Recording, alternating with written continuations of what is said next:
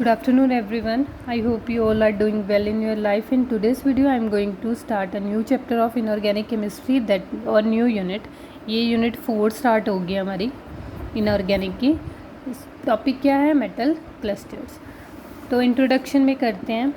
सबसे पहले क्लस्टर क्या होता है? Cluster is a group of 2 और more metal atoms that are directly linked with one and other through metal metal bond. Cluster क्या चीज़ है? जहाँ पर 2 या 2 से ज़्यादा metal atom through metal metal bonds एक दूसरे के साथ लिंक हुए हुए हैं. तो हमारे पास 2 टाइप्स के क्लस्टर्स हमारे पास अवेलेबल हैं, दैट इज़ कार्बोनिल क्लस्टर्स और हैलाइड टाइप क्लस्टर्स. एग्ज़ाम में आपको क्या क्वेश्चन पूछा जाता है? एग्ज़ाम में आपको बोला जाता है कि right a note on cluster. कई बारी तो वो बोल देता है कि कार्बोनिल क्लस्टर पे नोट लिखो. तो इस क्वेश्चन को कैसे अटेम्प्ट करना है कि आपने कोई सा भी कार्बोनिल ले लिया, क्लस्टर में उसे एक्सप्लेन करोगे. कार्बोनिल के क्लस्टर में बोला ना उसने कि 2 और मोर मेटल एटम्स, तो कार्बोनिल के क्लस्टर में आपने पीछे एग्जांपल सीख लिए हैं. 2 और मोर Mn2CO10 टाइप हो गया, Fe2CO9 टाइप्स हो गया, Fe3CO12 टाइप हो गया. तो ये सारे आपके पास कार्बोनिल के क्लस्टर्स हैं. ठीक.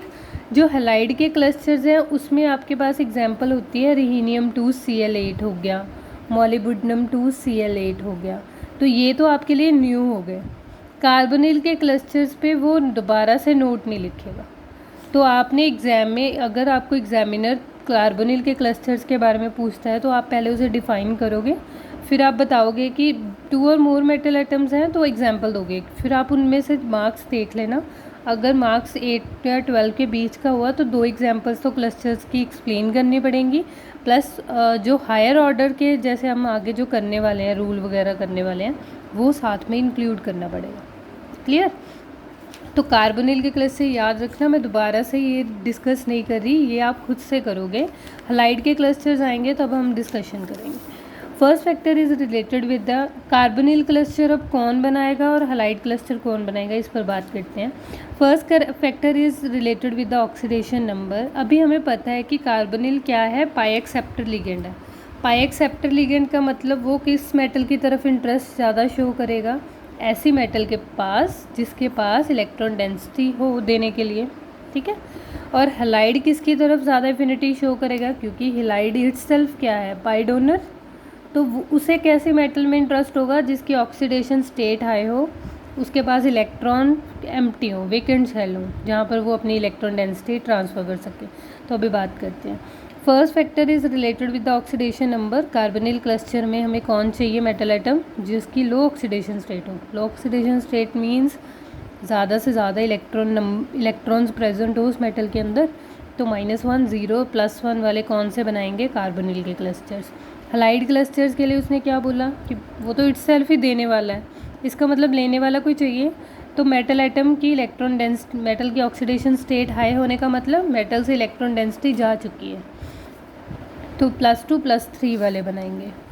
उसके बाद नेक्स्ट है सेकंड फैक्टर. आप कैसे डिसाइड करोगे? Nature of the d orbital. As we know that the size of d orbital is inversely proportional to effective nuclear charge. Effective overlapping of d orbital takes place stability, but excessive overlapping decreases the stability. Due to this phenomena, very high charge is not favorable for metal cluster formation.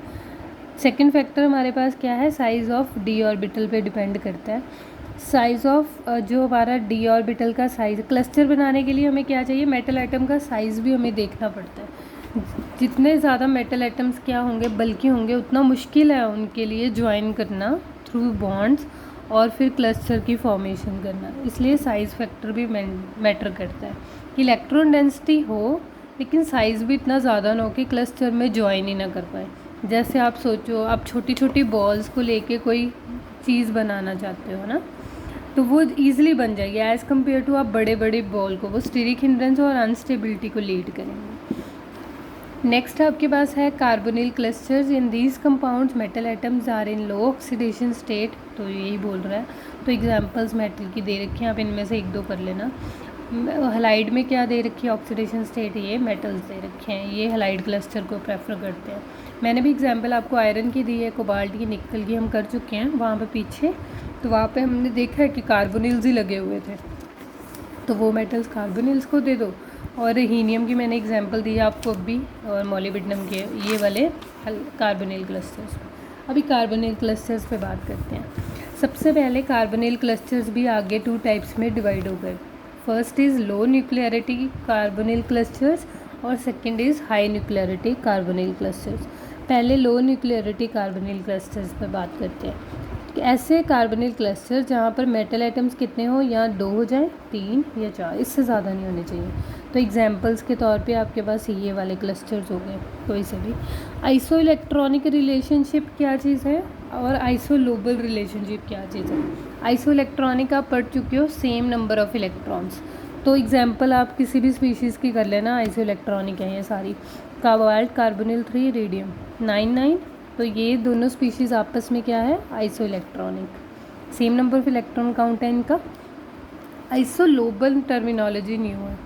2 molecular fragments are isolobal if their frontier orbitals are same in number of symmetry properties, shape और energy। अगर उनकी shape और symmetrical properties क्या हो, same हो, तो उन्हें हम आइसोलोबल एनालॉजी बोलते हैं। तो क्राइटेरिया ये है, एग्जांपल पे देखो ध्यान से, CH2 नेगेटिव और NH2। यहाँ पर अगर हम इसका इलेक्ट्रॉन काउंट करें, कार्बन के वैलेंस शेल में 4 इलेक्ट्रॉन, हाइड्रोजन के 2 6 और एक और ऐड हो गया 7 हो गए। NH2 के देखो 5 + 2 7 वैलेंस इलेक्ट्रॉन। तो ये आइसो इलेक्ट्रॉनिक हो भी सकती हैं, नहीं भी, पर ये आइसोलोबल है क्योंकि जो इनके शेप ऑर्बिटल्स हैं, फ्रंटियर ऑर्बिटल्स, वो सेम नंबर के हैं। यहाँ पर फ्रंटियर ऑर्बिटल्स को ध्यान से देखो, 1 2 3 1 2 3, इन ऑर्बिटल्स की बात कर रहे हैं, ये सेम है, ठीक है। तो ये आपस में एक दूसरे के आइसोलोबल है। और ऑर्गेनोमेटेलिक्स को अगर इनऑर्गेनिक से ट्रीट करते हैं तो उसमें आइसोलोबल कैसे करोगे। आपने इलेक्ट्रॉन काउंट किया, आपको कॉम्प्लेक्स दिया हुआ था, उसको इनऑर्गेनिक में आप किससे रिप्लेस कर सकते हो। CH3 का देखो, दोनों का 17 है, 17 में से 10 इलेक्ट्रॉन हमेशा माइनस करने हैं, 7 = 7। तो ये दोनों आपस में आइसोलोबल है, ठीक। तो कॉपर में आपके पास कितने इलेक्ट्रॉन हैं, 11, निकल, तो यहाँ पे देखो इसका भी फ्रंटियर ऑर्बिटल एक ही है, इसका भी एक ही है और इसका भी एक ही है, तो ये आपस में आइसोलोबल हो गया। इस तरह से CH3 और इस कंपाउंड के भी फ्रंटियर ऑर्बिटल्स 2 सेम है, तो ये आइसोलोबल है। या हम इलेक्ट्रॉन काउंट से भी कर सकते हैं, पर इनका इलेक्ट्रॉन काउंट आइसो इलेक्ट्रॉनिक हो भी सकते हैं, नहीं भी हो सकते। नेक्स्ट हाई न्यूक्लियरिटी कार्बोनिल्स में क्या है, 4 तक तो वहाँ कंसिडर हो गए थे, तो 5 से लेके मोर देन वो सारे हाई न्यूक्लियरिटी कार्बोनिल क्लस्टर्स हैं। यहाँ पर एटलीस्ट 6 से स्टार्ट हो गया, 5 या 6 के जुड़ गए कंपाउंड्स, तो वो क्लस्टर्स हैं। तो ये structure of these clusters will be Fe5C के सेंटर में ये कार्बोनिल जो लग गया, ये ट्रांजिशन स्पेस पे फिट हुआ है, इसके 5 बॉन्ड नहीं है, ये सिर्फ इंट्रैक्शन है, जिसे हम फ्रैक्शनल बॉन्ड बोलते हैं, वो चीज़ है। तो ये सिर्फ इंट्रैक्शन है या वंडर वॉल इंट्रैक्शन हो गया, इसमें वेकेंड इंटरस्टिशियल साइड में फिट हुआ है कार्बन, और ये मिलके इन्होंने क्लस्टर बनाया, तो Fe5 ये, ठीक है। उसके बाद रुदीनियम 6 carbon CO17, रुदीनियम 6 nitrogen CO16 negative. अभी आप इसे सिंथेसाइज कैसे करोगे, ये सारी रिएक्शंस काफ़ी टफ हैं, तो आप एक आधी रिएक्शन से अपना बात बोल सकते हो। तो रुदीनियम 3 कार्बोनेट 12 लिया, जाइडाइन से रिएक्ट करवाया, तो वो 6 के फॉर्म में चेंज हो जाएगा, कार्बन मोनोऑक्साइड, नाइट्रोजन, ये अदर प्रोडक्ट्स रिलीज हो जाएंगे। नेक्स्ट आपके पास आएगी जो हमारे पास स्ट्रक्चर पैटर्न्स हाई न्यूक्लियरिटी के, वो कौन कौन से हो सकते हैं। या तो क्लोज पॉलीहेड्रा हो सकता है, क्लोज पैक्ड एरे हो सकता है, स्टैक ट्रायंगुलर एरे हो सकता है, और राफ्ट हो सकते हैं। In these pattern octahedral is very common. तो ये सारी एग्जाम्पल का जो पॉलीहेड्रा, क्लोज्ड पॉलीहेड्रा बोला जाएगा। क्लोज पैक्ड डायग्राम में in such pattern metal atoms are group in such a way that they are in bulk metal, ज़्यादा में होंगे, तो रोडियम और प्लेटिनम ऐसे कंपाउंड्स फॉर्म करते हैं। स्टैक ट्रायंगुलर रे में निकल और प्लेटिनम जो फॉर्म करते हैं क्लस्टर्स, वो स्टैक ट्रायंगुलर रे के फॉर्म करते हैं। राफ्ट क्या होते हैं, clusters have large triangulated planar nets, जैसे ऐसे ट्रायंगुलर प्लेनर नेट्स जगह जगह बन रहे होंगे, तो वैसा पैटर्न होगा, तो उसमें हम शो करता है वो पैटर्न।